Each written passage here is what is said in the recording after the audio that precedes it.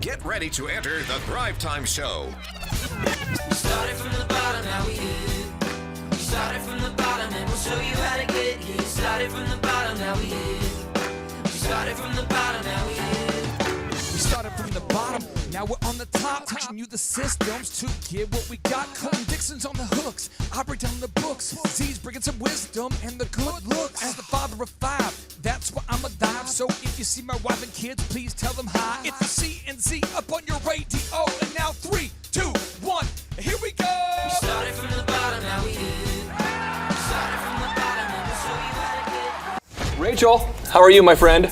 Hi, Clay. How are you? I am excited to be here. Clay, I was walking out of my house and it was right there. A shiny copper penny face up. Beautiful. So this is going to be probably one of the best Thrive episodes and trainings out there. We have this feeling. We can feel it.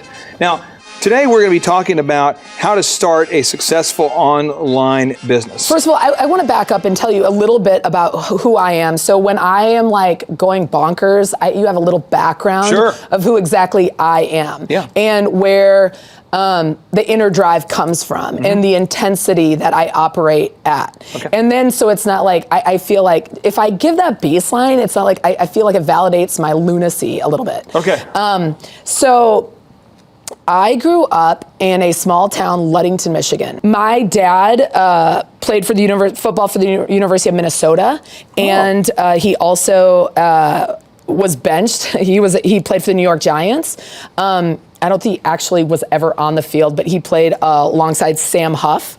My mother holds the longest winning streak of any female coach in the history of high school athletics at 111 wins. She won in a row. Really? She won 7 state championships. My brothers won the French Open. They were top 10 pro athletes for years in the 90s. They basically were rock and roll tennis in the 90s. In my family, my sister is a Hall of Famer at the University of Kansas, professional tennis player. I was also a professional tennis player, and I sum up my career as I lost to a lot of amazing tennis players.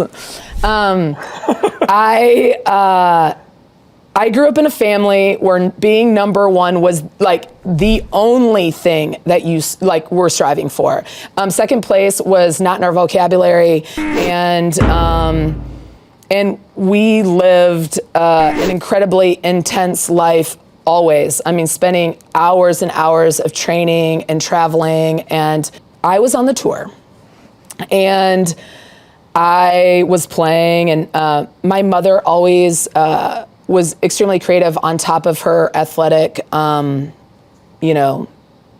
athletic victories. And she was a knitter. And my grandmother or my aunt was a basket weaver, and she has baskets in the Smithsonian. And my grandmother would sew, and they're immigrants from Lithuania. I like anything we did in our family. It was with like my parents would like arm wrestle, like if we were having ham and turkey for the night. It was like insane. This needs to be the basis of like an Adam Sandler movie or something at some point. Say like my mom with like the like a leotard on in the 70s, and my dad had a headband, and they're like with their 4 kids and like playing football, and it's like amazing actually. So like screaming all the time, go to bed. It's like so with all of that, so I was on tour. I was 24 years old, and I came home on a break, and I went out to a dinner. We'd like to say it's a grill. Okay. we won't say it's a bar, but we went out to a grill. We went to a grill. They served food. Yeah. So I met my husband, and I married him the next day, 17 years ago. Really? From that moment, I guess my career was over. I had to defend points. So in tennis, if you those points, if you don't make them up from like if you do well at a tournament the year before, if you have to do equally as well, otherwise your ranking starts dropping. So if your ranking drops, you can't get into tournaments. So now my ranking after like 2 weeks is like dropping now because I'm supposed to be defending points. So my ranking's dropping and I'm like, I guess I'm retiring. So I started crafting with the intensity of a professional athlete. And I would wake up at 7 o'clock in the morning and I would literally craft like all night long. I mean, I would just like... From 7 o'clock until when would you craft? Oh, like 1 a.m. I mean, Really? until I could like keep my eyes open, and I was making candles, and then I was painting, and I had turned this like garage. My husband, we bought a house pretty immediately, and it was... I mean, that's what I did. And I never had like a regular job. I mean, I traveled around the world playing tennis, these tournaments. And so I just transferred that over into a crafting and like making stuff. Competitive crafting. Yeah, competitive craft, exactly. But by being a competitive crafter and putting a lot of energy and motion, you eventually kind of created these opportunities, it sounds like. Right. So years I did this, and I would peddle my things. I would literally tote like these things that I was making, and clearly they weren't that good, or they would be like a half broken ostrich egg, and then like I could see it, and I would bring it to all the hippest stores in Atlanta and say, hey guys, on a Saturday, like unannounced, to sell them my goods. And so of course, if you're a store owner, or if that is not a good idea. Always call for an appointment. So finally, a good friend of mine, and she's still a good friend of mine, said to me, Rachel, you're really good at what you do. But you're really good and you're going to be great. But stop doing this. It's just not good enough yet. Stop bringing in half-broken ostrich eggs to stores unannounced. Exactly. Okay. So she said, keep doing what you're doing and they will find you. And really, that's exactly what happened. I never applied for a job. I still haven't. I don't think I've ever applied for a job. If you'd like to, we're looking for somebody who can do some extra coding on the website. If you'd like to apply, we wouldn't hire you, obviously, and you're not available, but if you want to apply, just so we can get that off your resume. Oh, gotcha. If you wanted to. I want to ask you this, though. So you're saying, for anybody who's watching this, if you're good, people will find you. Right. Well, now with analytics tools and with the internet, I mean, right now to be an entrepreneur, it's so easy. I live in Dallas, Georgia, in the middle of nowhere on a farm, literally at the end of the line. I'm the end of the line. And I literally work with the largest companies in the world. So now with the internet and how easy it is, you don't have to be a graphic designer. There's apps and things that you can pop stuff up on in platforms that you can get whatever your product. If you're selling banana splits or pizzas or whatever it is you're selling, hot dog holders, whatever it is, you have an opportunity to cast your net over millions. Now let me just want to clarify some of these, because this is some rumors that the Thrivers want to know here, okay? Your company, your core company, HandmadeCharlotte.com, you've been featured in Martha Stewart Living, Better Homes and Gardens, HGTV, Huffington Post, Business Insider. You've consulted with Pottery Barn, Parenting, Disney Kids. You've worked with these guys. Just let me read a few more here. I'm a social media all-star via Disney. Boom. I've danced with Donald Duck, dude. Boom. Yeah. Now, you've designed a collection for anthropology. You've collaborated with Pottery Barn. And you have a capsule collection coming out in the spring of 2015, summer. Your products are now in, your collections are now in a ton of big box stores. We're talking about Walmart, Michael's stores, Joann Fabrics and stores. I mean, you've done a lot of stuff here. And so when we talk about this today, the only reason I'm mentioning this is because I know you're humble, but you know what you're talking about. I don't seem so humble. Well, I will say this: you're somebody who puts your head down and works hard, and if you win some awards along the way, I mean but I mean you're a hard worker, and so as we're getting into this today, you really do know what you're talking about, and I encourage you to listen, take some notes, Thrivers. It's going to be awesome. Now, there's 5 areas we're going to try to get through today. One is just the overall strategy. The second is launching a site. The third is creating traffic. The fourth is social media marketing. And the fifth is how to monetize it. So let's go ahead and start here by talking about the strategy. From your perspective, from my perspective, it appears that you are white hot, passionate about do-it-yourself projects. Right. That you've essentially developed this loyal following of people and families who love what you do, and now brands are endorsing you in some capacity, and these things are just happening. But can you explain to me what your strategy was when you started, or maybe what your strategy is today? Kind of explain, just from a strategy, kind of a big, broad perspective, what it is that you are doing on a daily basis to generate this value. Okay, so I was making, and then all of a sudden things started falling into place. And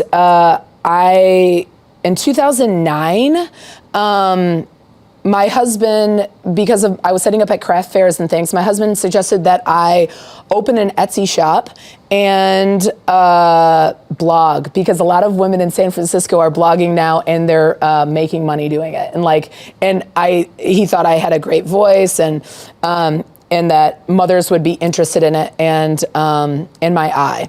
So started the Etsy shop, and in tandem with the blog.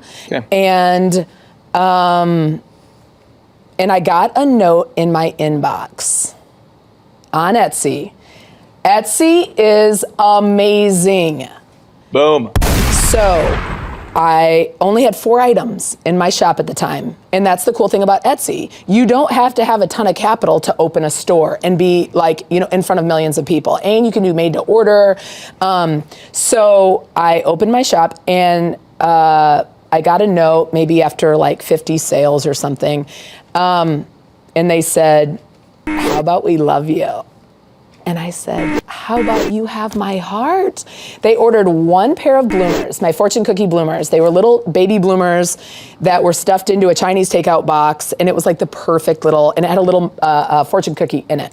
So it's a cute little handmade, and it became, I've sold probably, I don't know, 25,000 pairs. What? Yeah. Yep, a lot in South Korea. They would just eat it up. It was amazing. South Korea loves your fortune cookie bloomers. That's something I've said a lot. I always say the people in South Korea love fortune cookie bloomers. That's just sort of a phrase exactly. I say. Okay. Yeah. So when I got that message from Anthro, and they asked for, this is another thing, always over deliver. And I know, Clay, that's a mantra for you. Over deliver, just do more. Mm-hmm. So they ordered 1, I sent them 25 items. And I knew that, and everybody said, "Oh, they're gonna steal your product, they're gonna rip you off." And I was like, look, if I don't send it, then I will never get the opportunity. If I do send it, and if they don't like it, I won't get the job anyway. But if they do get it, then it will be an incredible catalyst. I knew it would be huge. So Anthropology happened through Etsy, and then I designed a collection for them, a mini collection during the holidays. They did a kids handmade. It was right before that they came out with the laws, with everything had to be tested, and kids apparel and things like that. So I kind of got in right before that all happened. Yeah. And then the blog started happening, and so really, and the funny thing is, once I launched the clothing collection, and I had been making clothing and on Etsy, I literally stopped making clothing. It was and then I decided I'm a concept artist. I come up with these ideas, but then when you have ideas, right, you're I want to make the yarn doodler, and it's I'm going to patent this product and whatever, but then you have to manufacture and all that, and you're wait, do I even like the yarn doodler? I've got 85, I have to put 85 grand into a yarn doodler. Where am I going to get that money at?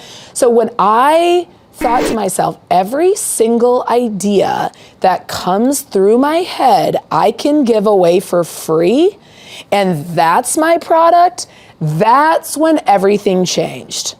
When you started thinking so if you have ideas. I mean, I'm an idea generator. And most people have tons of ideas that pop into their head. You've heard it, Clay. Hey, I've got a great idea. Yeah. Blah, blah, blah, blah, but I just don't know how to market it. I don't know how to manufacture it. I don't have those pieces to the puzzle, or I don't have financing.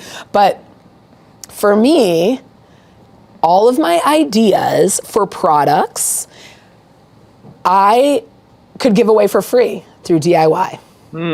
And that was my product. And that's what I was monetizing.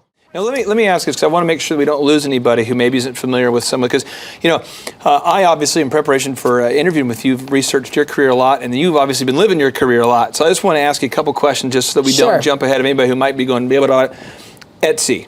Let's talk about Etsy for a second, just kind of on a third grade level for somebody who goes, I've heard about Etsy, I know a little bit about it. What do you like about Etsy so much? Okay. Etsy is a great place for anyone that wants to launch a product. Okay. And that can be an apparel, furniture, even like if you're a junker and you like to go to yard sales and you kind of polish it up, you can and put those things up. It's a lovely community, and everybody says, well, I'm a fine artist or I'm this, and Etsy's kind of crafty. I'm like, the cream rises to the top. Okay. So they will, if you're willing to put in effort to an Etsy shop, Etsy will grow you. And but like anything, just because you are on Etsy or on the internet doesn't mean that you're going to make $1 million. Yeah. You have to work at it. Like, just like you would have a brick and mortar store, you have to work at it and commit daily, these tiny daily commitments every day to the Etsy shop. But it's the overhead or the initial kind of startup, the fee or whatever. I mean, literally is like $10. Like, it's like $2 or it's like it's exactly $0. Well, I want to also ask you this, because I think this is big. I don't want to put words in your mouth, but I want to clarify your strategy just so I can kind of get it. It seems like you create awesome content, your ideas. You have these great ideas, and you give those ideas away, and therefore people come back for your ideas all the time. And when they come back to your site, do you introduce them to different products and things they can buy? Is that right or no? Am I wrong? Right, that's exactly what we do. Okay. So brands come to us. Yeah. So now that we've established we make recipes and anything we target, we're highly focused on parents of children that have children from 3 to 12 years old. So you have a niche that's very specific. Right. You focus on age 3 to 12. Right. So if somebody's on there, I'm sure you have some haters. Darth Hater, he hops on your website. We don't have haters, man. No haters? They love us. Gosh, I want to get you a hater. What does it say? But how do you get mad at somebody? Like, I make cupcakes and macaroni necklaces. Example. you can't. I'm so happy that I'm in my space, actually, because there are a lot of women that are in the indie publishing scene. Yeah. They do have all these terrible. I'm like, I never get that. But for somebody who says, well, hey, you should make this great project for 17-year-olds, you would say, well, that's not really my niche. Right. That's exactly what I'd say. And then I would email another site, or I would get them in contact with somebody else. Okay, but you definitely know your niche. So it seems to me that the 3 action items that anybody watching this can take from this is, 1, you got to know your niche, right? Figure out who you're targeting to. Right.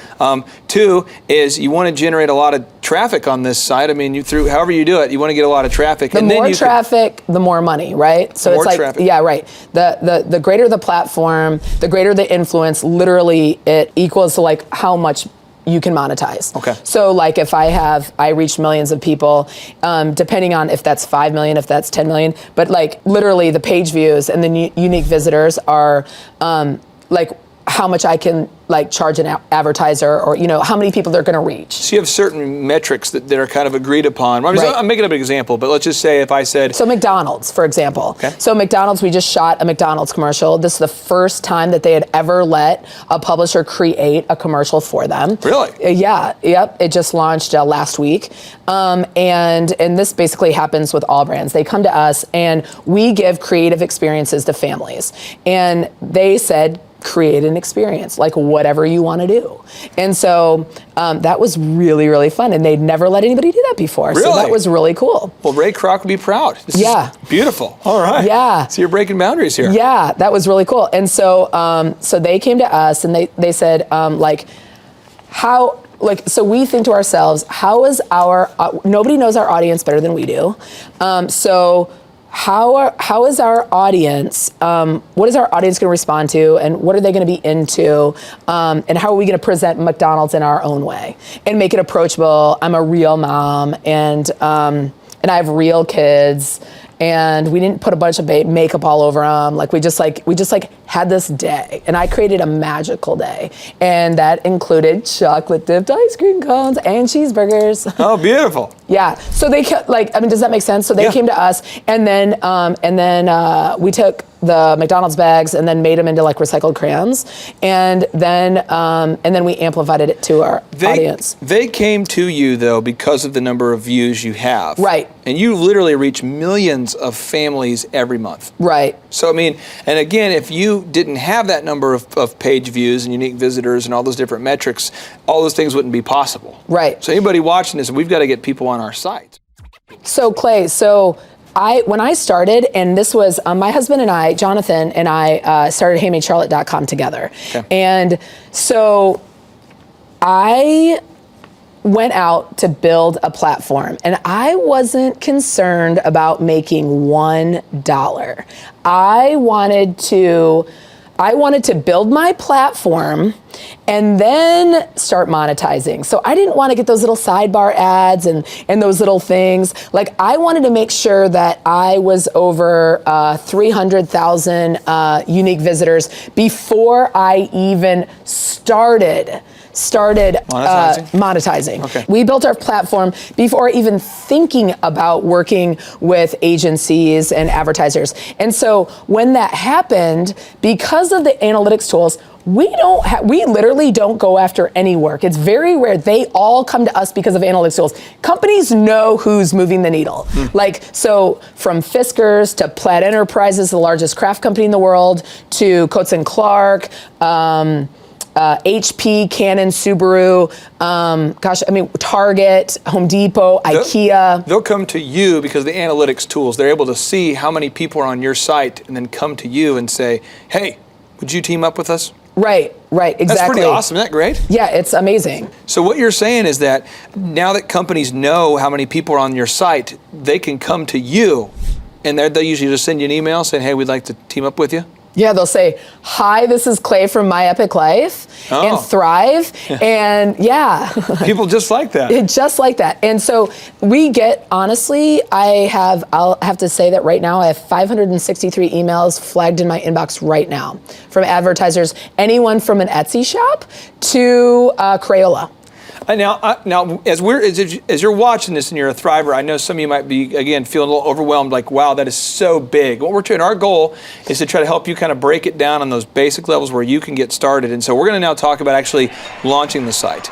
Okay, but I also want to say, like, sure. I know this is overwhelming. I tend to overwhelm everybody, and I get that. Yeah. But I am telling you, work on building your platform. Work on creating great content. Don't worry about monetizing. If you create great content, the money will come in. Like the advertisers in those, the money, I should say, the opportunities will come in. So like this, I honestly, I was a housewife with 5 kids making things on my kitchen table with no plan, just because I like doing that. So, and it pieces together. Yeah.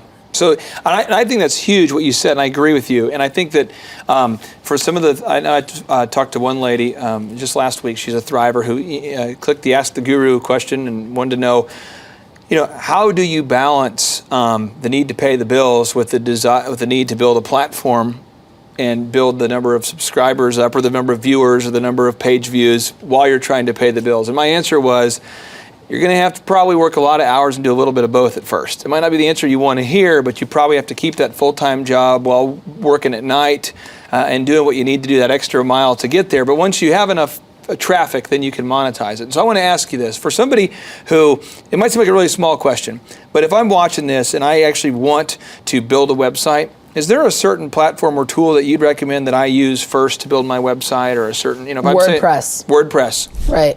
Okay, so WordPress, we want to start with a WordPress site.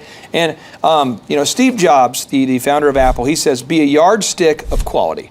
Some people aren't used to an environment where excellence is expected. How should somebody balance the need to create excellent, great quality content when they are also working on a limited budget? What advice would you have? Well, honestly, the way I started, I just used things in my house, and a scrap here and a scrap there, and a good friend of mine, Emily Meyer, who started, co-founder of Tea Collection, which is a company out of San Francisco. One of her best tips that she's ever given me is to reach out to your friends and family. Okay. They want to help you, even if that is, you can start a company in $25, right? Yeah. I mean, like, or $10. Yeah. I mean, it's like you could make origami cranes. I mean, or paper fortune cookies or whatever it is. But I think that when you say, oh, you put that block because I don't have money, or that excuse, it's like, that's an excuse. You can raise capital if you have an awesome idea and you have passion, you really want to do it, and you're willing to, but people want to back that. I don't know what it is, but I feel like we're closer right now to the folks at home. I do too. We are advancing through this incredible training, and so we're just going to keep going. Now, we were talking about raising capital from friends and family and that kind of thing, and I just wanted to hammer home the validity of that, because I meet entrepreneurs all the time, and I'm not exaggerating. I've probably met thousands of entrepreneurs who've reached out to me to help them grow a business or start one, and they say, I can't get capital. But I'm just going to give you some examples, Thrivers. Sam Walton, he was able to get his original money from his father-in-law. So his wife, Helen, her dad, gave her dad, who lived in Claremore, Oklahoma, the birthplace of capitalism, I guess, he lent him some money. Steve Jobs, his dad said, hey, you can office in my garage, and gave him a little bit of capital. Walt Disney, his brother Roy, came to the table and said, I'll help you.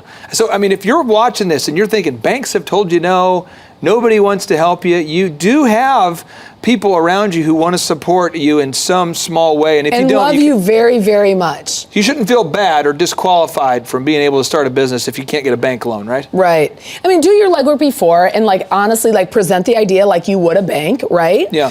Come to them with a business plan, with your idea, how much money you want to borrow or have them invest in you. And guys, your mother or your father, someone loves you. There is someone on earth that likes you, even likes you. We're going to go love, let's say even likes you, and is willing to get behind you. If they see passion, people, even a neighbor, people are willing to put their money on the underdog, right? Yeah. Because somebody that really wants to go for it. We love those stories.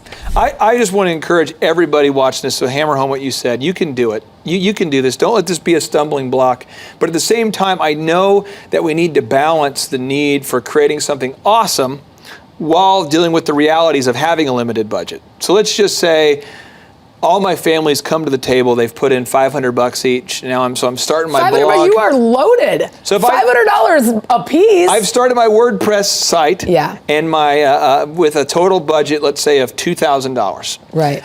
How do you balance the need to make high quality stuff without being on a limited budget? What suggestions would you have for the Thrivers across the planet? Well, I mean, for what I do specifically and creating content for families, so I have to be aware of most families don't have a craft studio, and they don't have thousands of dollars of craft products or, premium craft goods. So I create content with things that are in my house and that any family would have. And I create techniques and projects and products that everybody in America will have, in the world will have. We might paint a spatula. So we might, make a mobile out of paper, triangles. I mean, so typically create content and if you look at lifestyle brands and any publishers that are in my space, they will often do the same thing. And this is really cool. You can actually, you don't have to be a DIYer or a product creator. You can just be a curator. So you can write an article about 25 ice cream recipes and travel all over the internet and find 25 incredible recipes that other people made and promote those people. Now, that's not original content, but you can use those to write an article. So that's free. That's just your time. Can I ask this? Can you define what a DIYer is and what a curator is for maybe somebody who doesn't quite understand what those terms mean or doesn't understand how you mean to define them? Okay, so DIY, that is a good question. I was being interviewed by CNN, and the interviewer did not know a DIY, and she's like, well, I said, it's do it yourself. And she said, no, I'll just say do it yourself. Then I said, no, it's DIY. But yes, it's an acronym for do it yourself. And so a DIY project, we often think of Martha Stewart as the pioneer of the DIY. Yeah. But DIYs have been around for a long time, and the kids' craft books and things like that from like the 70s. And what about a curator? Curator, or like, you know, a writer or whatever. A curator is somebody that puts a collection of images together for the audience. So like often like they would say on Pinterest, or you're curating the content. You know, basically you're an editor. You know. And the reason why I'm bringing up these terms is we live in a time, and you mentioned it earlier, and I 100% agree. This is the best time in the history of the planet to be an entrepreneur. Oh, I mean, it's awesome. And the money, like the funny, like to get the word out about things, it's like free. I mean, Facebook is free. Pinterest is free. Now I'm 33, and I know you're 22, so we've been around for a while. But when I started my first business, I used to have to mail the brides a contract. They would then mail the contract back. Email was so ridiculously slow that no one wanted to use it. There wasn't social media. There wasn't. So I don't think people realize what a great opportunity we have right now. And anybody can be a DIYer or a curator, and it just requires your time. Anybody can be a publisher. I mean, anybody can start a magazine. Anybody can start a company. I mean, Etsy with $10 a month, $10, you can have an Etsy shop and literally reach millions of people. JT, do you know what time it is? 4:10. It's Tebow time in Tulsa, Jerusalem, baby. Tim Tebow is coming to Tulsa, Oklahoma, June 27th and 28th. We've been doing business conferences here since 2005. I've been hosting business conferences since 2005. What year were you born? 1995. Dude, I've been hosting business conferences since you were 10 years old, but I've never had the two-time Heisman Award-winning Tim Tebow come present. And a lot of people, you know, have followed Tim Tebow's football career on the field and off the field. And off the field, the guy's been just as successful as he has been on the field. Now, the big question is, JT, how does he do it? Well, they're going to have to come and find out, because I don't know. Well, I'm just saying, Tim Tebow's going to teach us how he organizes his day, how he organizes his life, how he's proactive with his faith, his family, his finances. He's going to walk us through his mindset that he brings into the gym, into business. It is going to be a blasty blast in Tulsa, Jerusalem. Also, this is the first Thrive Time Show event that we've had where we're going to have a man who has built a $100 million net worth. Wow. Who'll be presenting. Now, we've had a couple presenters that have had $1 billion net worth in some like real estate sort of things. Yeah. But this is the first time we've had a guy who's built a service business, and he's built over $100 million net worth in the service business. It's the yacht driving, multi-state living guru of franchising. Peter Taunton will be in the house. This is the founder of Snap Fitness, the guy behind 9 Round Boxing. He's going to be here in Tulsa, Jerusalem, Oklahoma, June 27th and 28th. JT, why should everybody want to hear what Peter Taunton has to say? Oh, because he's incredible. He's just a fountain of knowledge. He is awesome. He has inspired me listening to him talk. And not only that, he also has, he practices what he teaches. So he's a real teacher. He's not a fake teacher like business school teachers. So you got to come learn from him. Also, let me tell you this, folks. I don't want to get this wrong, because if I get it wrong, someone's going to say, you screwed that up, buddy. So Michael Levine, this is Michael Levine. He's going to be coming. You say, who's Michael Levine? I don't get this wrong. This is the PR consultant of choice for Michael Jackson, for Prince, for Nike, for Charlton Heston, for Nancy Kerrigan, 34 Grammy Award winners, 43 New York Times bestselling authors he's represented, including pretty much everybody you know who's been a super celebrity. This is Michael Levine, a good friend of mine. He's going to come and talk to you about personal branding and the mindset needed to be super successful. The lineup will continue to grow. We have hit Christian recording artist Colton Dixon in the house. Now, people say, Colton Dixon's in the house? Yes, Colton Dixon's in the house. So if you like top 40 Christian music, Colton Dixon's going to be in the house performing. The lineup will continue to grow each and every day. We're going to add more and more speakers to this all-star lineup. But I encourage everybody out there today, get those tickets today. Go to thrivetimeshow.com. Again, that's thrivetimeshow.com. And some people might be saying, well, how do I do it? What do I do? How does it work? You just go to thrivetimeshow.com. Let's go there now. We're feeling the flow. We're going to thrivetimeshow.com. Again, you just go to thrivetimeshow.com. You click on the business conferences button, and you click on the request tickets button right there. The way I do our conferences is we tell people it's $250 to get a ticket. Yep. Or whatever price that you can afford. And the reason why I do that is I grew up without money. JT, you're in the process of building a super successful company. Did you start out with $1 million in the bank account? No, I did not. Nope, did not get any loans, nothing like that. Did not get an inheritance from parents or anything like that. I had to work for it, and I'm super grateful. I came to a business conference. That's actually how I met you, met Peter Taunton. I met all these people. So if you're out there today and you want to come to our workshop, again, you just got to go to thrivetimeshow.com. You might say, well, when's it going to be? June 27th and 28th. You might say, well, who's speaking? We already covered that. You might say, where's it going to be? It's going to be in Tulsa, Jerusalem, Oklahoma. And so it says Tulsa, Jerusalem. I'm really trying to rebrand Tulsa as Tulsa, Jerusalem, sort of like the Jerusalem of America. But if you type in Thrive Time Show and Jinx, you can get a sneak peek or a look at our office facility. This is what it looks like. This is where you're headed. It's going to be a blasty blast. You can look inside, see the facility. We're going to have hundreds of entrepreneurs here. It is going to be packed. Now, for this particular event, folks, the seating is always limited because my facility isn't a limitless convention center. You're coming to my actual home office, and so it's going to be packed. So when? June 27th and 28th. Who? You're going to come. Who? You? I'm talking to you. You can just get your tickets right now at thrivetimeshow.com. And again, you can name your price. We tell people it's $250 or whatever price you can afford. And we do have some select VIP tickets, which gives you an access to meet some of the speakers and those sorts of things. And those tickets are $500. It's a 2-day interactive business workshop, over 20 hours of business training. We're going to give you a copy of my newest book, The Millionaire's Guide to Becoming Sustainably Rich. You're going to leave with a workbook. You're going to leave with everything you need to know to start and grow a super successful company. It's practical, it's actionable, and it's Tebow time right here in Tulsa, Jerusalem. Get those tickets today at thrivetimeshow.com. Again, that's thrivetimeshow.com. Hello, I'm Michael Levine, and I'm talking to you right now from the center of Hollywood, California, where I have represented over the last 35 years 58 Academy Award winners, 34 Grammy Award winners, 43 New York Times bestsellers. I've represented a lot of major stars, and I've worked with a lot of major companies. And I think I've learned a few things about what makes them work and what makes them not work. Now, why would a man living in Hollywood, California, in the beautiful sunny weather of LA, come to Tulsa? Because last year I did it, and it was damn exciting. Clay Clark has put together an exceptional presentation, really life-changing, and I'm looking forward to seeing you then. I'm Michael Levine. I'll see you in Tulsa.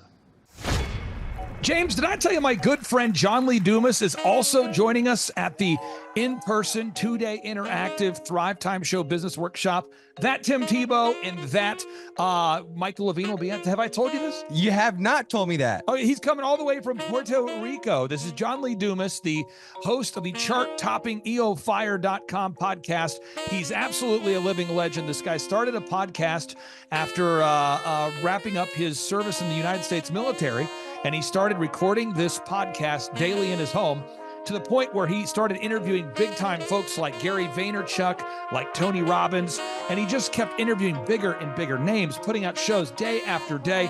And now he is the legendary host of the EO Fire podcast, and he's traveling all the way from Puerto Rico to Tulsa, Oklahoma to attend the in-person June 27th and 28th Thrive Time Show 2-day interactive business workshop. If you're out there today, folks, you've ever wanted to grow a podcast, a broadcast, you want to improve your marketing, if you've ever wanted to improve your marketing, your branding, if you've ever wanted to increase your sales, you want to come to the 2-day interactive June 27th and 28th Thrive Time Show Business Workshop featuring Tim Tebow, Michael Levine, John Lee Dumas, and countless big-time super successful entrepreneurs.